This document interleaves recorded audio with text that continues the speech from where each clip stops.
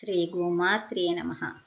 अद्य दिवसस्य पञ्चाङ्गम् आङ्ग्लेयसंवत्सरप्रकारेण अद्य एप्रिल् मासे मङ्गलवासरे 28 दिनाङ्कः।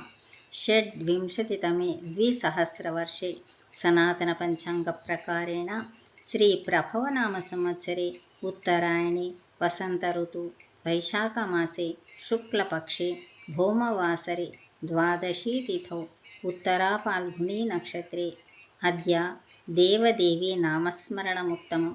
अधुना अहं तस्य देवस्य प्रीत्यर्थम् एकं श्लोकं पठामि। गंगा भवानी गायत्री काली लक्ष्मी सरस्वती राजराजेश्वरी बाला श्यामला ललिता दशः। सर्वेषामपि श्रीमाता अनुग्रहप्राप्तिरस्तु। शुभमस्तु। तदास्तु। श्रीरस्तु।